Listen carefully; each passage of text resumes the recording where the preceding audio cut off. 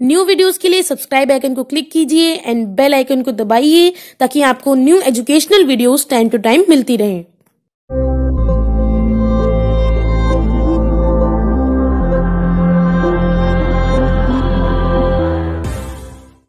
Hello everybody and welcome back to the channel once again. Now we are also on Instagram with the name Sing Creation Education, the same name which is on YouTube, so that we all can connect. And if you have any questions related to any of the hello students and welcome back to our channel once again. आज के video के अंदर हम बात करने वाले हैं कि आपको अपने बायोलॉजी के बोर्ड एग्जाम में आंसर्स को कैसे प्रेजेंट करना है, एज वेल एज अगर बायोलॉजी का एग्जामिनेशन लेंदी होता है तो उसके अंदर आपको टाइम को कैसे मैनेज करना है कि आपके पास 10 से 15 मिनट आराम से बचें रिवीजन के लिए, यानी कि आपको चेक करने के लिए कि आपने सब कुछ सही लिखा है या नहीं। तो अगर आप उन स्टूडेंट्स में से हो जिनको अब तक नहीं पता है कि एग्जामिनेशन के अंदर आंसर्स कैसे प्रेजेंट करते हैं, एज वेल एज टाइम कैसे मैनेज करते हैं, तो इस वीडियो को लास्ट तक देखना, स्किप मत करना। हर एक चीज़ को डिटेल में बताने वाली हूँ, तो प्लीज़ वीडियो को अभी लाइक कर दो। लाइक टारगेट है 200 लाइक्स कंप्लीट कर देना, एज वेल एज सब्सक्राइब कर लो, बिकॉज इस तरीके की आगे कई वीडियोस आपको मिलने वाली हैं जो कि आपको आपके सीबीएसई बोर्ड एग्जामिनेशन में हेल्प करेंगी। चलिए शुरू करते हैं। सबसे पहले है आंसर प्रेजेंटेशन स्ट्रैटेजीज। अब तक आपने पूरे साल में ये देखा कि आपको क्या करना था, यानी कि किस तरीके से आंसर्स क्या क्या लिखने थे। अब आप ये देखोगे आपको आंसर्स कैसे लिखने हैं। शुरुआत में आपको बिल्कुल नीट एंड क्लीन हैंडराइटिंग लिखनी है और ट्राई करना है कि आप जो डायग्राम्स बनाओगे उसको शार्प पेंसिल से बनाओ। अगर आप बनाते हो ना कि पेंसिल शार्प नहीं है और उससे डायग्राम बनाते हो तो बिल्कुल भी नीट नहीं बनेंगे और इंप्रेशन गंदा पड़ेगा। सो ट्राई करो कि आपकी पेंसिल हमेशा शार्प हो और उसी से आप डायग्राम बनाओ। और यहाँ पे आपको एक और टिप मिल जाती है कि आपको डायग्राम किससे बनाने हैं, पेंसिल से। तो ध्यान रखिएगा, किसी और एग्जामिनेशन में पेंसिल लेके जाओ या ना जाओ, लेकिन बायोलॉजी में आपके पास पेंसिल होनी चाहिए। उसके बाद use a ruler to label diagram. आप ध्यान रखिएगा कि डायग्राम अगर बना रहे हो, ऑब्वियस सी बात है बायोलॉजी एग्जामिनेशन में डायग्राम बनाना पड़ेगा, उसके साथ साथ डायग्राम बनाओगे तो लेबल डायग्राम बनाना पड़ेगा। ओके, तो लेबलिंग कैसे करोगे? ये मत करना कि आपने कोई डायग्राम बनाया उसको आपने यूं हाथ से लेबल कर दिया, नहीं, आपको करना है रूलर लिया और एकदम स्ट्रेट लाइन ड्रॉ करनी है। ओके, और ये सजेशन यहाँ पर मेरा है कि आप जो डायग्राम की लेबलिंग करोगे वो हमेशा राइट साइड पे करना, क्योंकि क्या होता है पेपर कुछ इस तरीके से होता है, आपकी जो इरेज ऑल करते हैं, आपका पेपर कुछ इस फॉर्म में होता है, इतनी बड़ी शीट होती है, और जब वो यहाँ पर आप इस साइड पर अगर आप लेबलिंग कर दोगे ना तो क्या होगा कि ये जो मार्जिन जो आपने यहाँ थ्रेड लगाओगे ना उसके साथ वो दब जाएगा और लेबलिंग दिखेगी नहीं। और अगर आप इस साइड पे करते हो तो ये वाली साइड तो पूरी विजिबल होती है, तो इजीली इस एग्जामिनर को लेबलिंग दिख जाएगी। ओके, नेक्स्ट हम चलते हैं underline important keywords and phrases in the answers. अगर आप कोई इंपॉर्टेंट आंसर लिख रहे हो, कोई क्या हर एक आंसर इंपॉर्टेंट है, तो जो बड़े वाले आंसर्स होते हैं ना उसके अंदर आपको क्या करना है, इंपॉर्टेंट कीवर्ड्स जिसके ऊपर आपका पूरा आंसर्स बेस्ड है, आपको उसको यहाँ पर अंडरलाइन कर देना है। ठीक है, उसके साथ साथ अगर 2 मार्क वाला क्वेश्चन है उसके अंदर आपको लगता है कि आपने 2 लाइनें तो जबरदस्ती लिख दी उस आंसर के अंदर, लेकिन इंपॉर्टेंट क्या है, सिर्फ ये एक वर्ड, तो आपको उस एक वर्ड को अंडरलाइन जरूर कर देना है। अंडरलाइन किससे करोगे? सेम पेंसिल और रूलर की हेल्प से। उसके बाद start new section from a new page. ये मैं हर एक एग्जामिनेशन के अंदर सजेस्ट करती हूँ कि सीबीएसई के अंदर आंसर शीट जो है ना बहुत मोटी मिलती है, और ऐसा कुछ भी नहीं होता कि भाई आपको आंसर्स की पेपर की कमी पड़ने वाली है, ऐसा कुछ भी नहीं है। तो आपको क्या करना है कि जो भी आप न्यू सेक्शन स्टार्ट कर रहे हो वो हमेशा न्यू पेज से ही स्टार्ट करना है। और न्यू सेक्शन ही क्यों, आपका अगर कोई आंसर, आपकी समझ लीजिए ये शीट है, ये आपकी शीट है और यहाँ पर आपने एक आंसर यहाँ तक लिख दिया है और आपका आंसर यहाँ पर खत्म है, तो आपको नेक्स्ट आंसर यहाँ से शुरू नहीं करना है।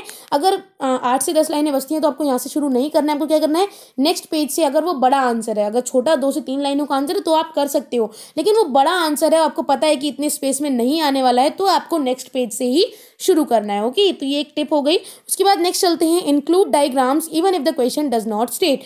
देखो क्या होता है कि कई ऐसे क्वेश्चंस होते हैं जिनके अंदर डायग्राम नहीं बन रहे होते हैं, तो उसके अंदर आपको नहीं बनाना है, लेकिन कई ऐसे टॉपिक्स होते हैं जिसके अंदर वो डायग्राम, हो सकता है आपसे बोलें कि डायग्राम बनाओ तो आपको बनाना ही है, लेकिन कई जगहों पर ऐसा होगा कि आपसे वो नहीं बोलेंगे डायग्राम बनाने को, लेकिन आपको पता है कि इस एक्सप्लेनेशन को एक डायग्राम बहुत अच्छे से एक्सप्लेन कर सकता है, तो आपको क्या करना है, उस एक्सप्लेनेशन के साथ, उस आंसर के साथ एक छोटा सा डायग्राम जरूर बना देना है। छोटा इन द सेंस बिल्कुल दबा दबा के बिछा बिछा के मत बनाना, थोड़ा खुला खुला डायग्राम होना चाहिए कि समझ में आए, उसकी लेबलिंग भी और वो डायग्राम भी। ओके, चाहे वो देखियो 1 और 2 मार्क के क्वेश्चन में तो होता नहीं है ऐसा डायग्राम, लेकिन जो 3 मार्क का क्वेश्चन होता है, जो 4 मार्क का एक सिंगल क्वेश्चन होता है, फिर 5 मार्क के जो क्वेश्चन होते हैं, इनके अंदर जरूर ट्राई करना कि आप डायग्राम्स बनाओ। नेक्स्ट हम चलते हैं आंसर प्रेजेंटेशन स्ट्रैटेजी। इतनी ही थी, मार्जिन होना चाहिए, इतना बहुत है। उसके बाद टाइम मैनेजमेंट कैसे करोगे, आपको टाइम मैनेजमेंट कैसे करनी है। हाँ, आंसर प्रेजेंटेशन में एक और चीज़ बता दो, जिन बच्चों की राइटिंग अच्छी नहीं है वो क्या कर सकते हैं,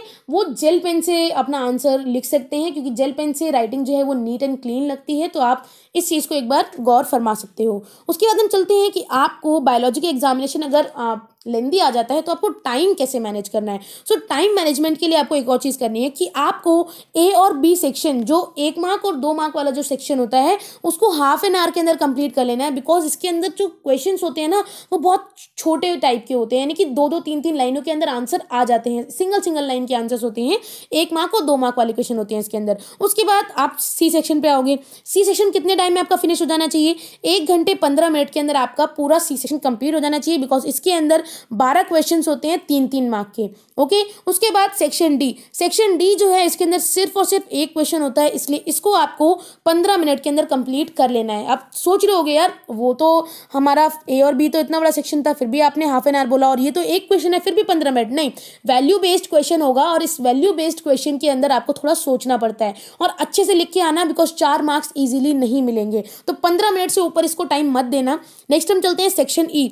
सेक्शन ई के अंदर आपको क्या करना है, जो लॉन्ग क्वेश्चन वाला जो सेक्शन होता है, इसके अंदर आपको यहाँ पर ज़्यादा टाइम नहीं लेना चाहिए। रेदर देन 1 घंटा 15 मिनट के अंदर आपको पूरा सेक्शन कंप्लीट कर देना चाहिए। बिकॉज क्या होता है कि आप जितना बड़ा बड़ा लिखोगे, ऐसा नहीं होता कि ज़्यादा लिखा तो ज़्यादा मार्क मिलेंगे। नहीं, आपको जो टिप्स मैंने पहले दी हैं कि आपको पैराग्राफ फॉर्म में नहीं लिखना है, आपको पॉइंट्स फॉर्म में लिखना है। और अगर कोई क्वेश्चन है ऐसा जो पैराग्राफ फॉर्म में लिखा जा रहा है, उसको आपको क्या करना है, 3 से 4 सब डिवीजन कर देना है, 3 से 4 छोटे छोटे पैराग्राफ में डिवाइड कर देना है। ओके, कभी भी ट्राई मत करना कि जो आप इंग्लिश के अंदर करते हो, इतना बड़ा आपका पैराग्राफ बन रहा है और आपने पूरा एक ही पेज के अंदर लिख दिया, एग्जामिनर बोर हो जाएगा। उसको क्या चाहिए, उस एग्जामिनर को चाहिए एक पॉइंट यहाँ पर, एक पॉइंट की 3-4 लाइनें, फिर दूसरा पॉइंट यहाँ पर, दूसरे पॉइंट की 3-4 लाइनें। इससे क्या होता है, थोड़ा नीट एंड क्लीन लगता है पेपर, और एग्जामिनर को चीज़ें समझने में आसानी होती है। ओके, तो ये एक और टिप हो गई। उसके बाद आपके पास कितना टाइम बचा, 10 से 15 मिनट। आपको जो लास्ट के 10 से 15 मिनट है, उसको आपको अपनी रिवीजन के लिए डालना है। कि हो सकता है आपने कोई आंसर वहाँ पर इंपॉर्टेंट पॉइंट ना लिखा हो, तो आप वो लिखोगे, कोई सिली मिस्टेक तो नहीं कर दी है। ठीक है, आपको पूरा चेक करना है कि आंसर्स का सीक्वेंस सही लिखा है या नहीं, आंसर नंबर सही लिखा है या नहीं। तो ये सारी चीज़ें आपको अच्छे से चेक कर लेनी है इस बचे हुए लास्ट के 10 से 15 मिनट्स के अंदर। ओके, जो बच्चे इस स्ट्रैटेजी को नहीं अपनाते हैं, उनके साथ क्या होता है कि वो लास्ट के 1 मिनट, लास्ट के 30 सेकेंड जब बचे होते हैं ना, तब तक भी वो लिखते ही रह जाते हैं और वो कुछ भी चेक नहीं कर पाते। जहां पर हो सकता है कि कुछ ना कुछ हो सकता था, वहां पर वो कुछ ना कुछ लिख सकते थे, वो पोर्शन भी उनका रह जाता है। तो प्लीज ट्राई करना, जो टाइम लिमिट यहाँ पर बताई है कि सेक्शन ए और बी हाफ एन आवर के अंदर कंप्लीट होना चाहिए, आपका सेक्शन सी आपका 1 घंटे 15 मिनट के अंदर कंप्लीट होना चाहिए, as well as section D आपका 15 मिनट के अंदर, और सेक्शन ई जो बड़े आंसर्स वाला पोर्शन है वो आपका 1 घंटा 15 मिनट के अंदर कंप्लीट हो जाना चाहिए। ओके, उसके बाद हम नेक्स्ट चलते हैं। यहाँ पर एक और चीज़ आपको बताना चाहती हूँ कि मैं इसके ऊपर ऑलरेडी वीडियो अपलोड कर चुकी हूँ कि आपको 2 दिन के अंदर कैसे तैयार करनी है बायोलॉजी। तो उसका लिंक मैं डिस्क्रिप्शन बॉक्स में दे दूँगी, आप उसको ज़रूर देख लेना। उसके अंदर मैंने बताया है कि आपको कौन सी यूनिट पहले करनी है और कौन सी यूनिट बाद में करनी है, तो उसको ज़रूर देखना, बहुत हेल्प करेगी आपकी। एज वेल एज एक और वीडियो अपलोड करने वाली हूँ जिसके अंदर मैं आपको बताऊँगी कि कौन सी वो मिस्टेक्स होती है, 9 कॉमन मिस्टेक्स आपको बताऊँगी, जिसमें कि आपको पता चलेगा कि कहीं आप भी तो वो मिस्टेक नहीं कर रहे थे जिससे कि आपके मार्क्स कम आ रहे थे। जो आप स्कूल में मिस्टेक्स दोहरा सकते हो, लेकिन बोर्ड में भाई एक ही बार मौका मिलता है एग्जामिनेशन देने का, तो आप एक ही बार देना, ट्राई मत करना कि री आए। तो हमेशा उन स्ट्रैटेजी को फॉलो करना जो बताऊंगी, उससे आपके बहुत अच्छे मार्क्स स्कोर हो सकते हैं अगर आप उन गलतियों को अवॉइड करो तो। ओके, तो वीडियो आएगी, जरूर देख लेना। जब वो वीडियो आएगी आपको नोटिफिकेशन मिलना चाहिए। उसके लिए क्या करना होगा, सब्सक्राइब बटन को यहाँ पर आपको क्लिक करना है, और सब्सक्राइब बटन के साथ साथ उसी के साइड में एक बेल आइकन है, उसको जरूर दबा लेना। आपको नोटिफिकेशन मिल जाएगी कि मैंने वीडियो अपलोड कर दी है। वीडियो का लाइक टारगेट है 200 लाइक्स, प्लीज कंप्लीट कर देना। With that said, thank you so much, have a good day, bye bye.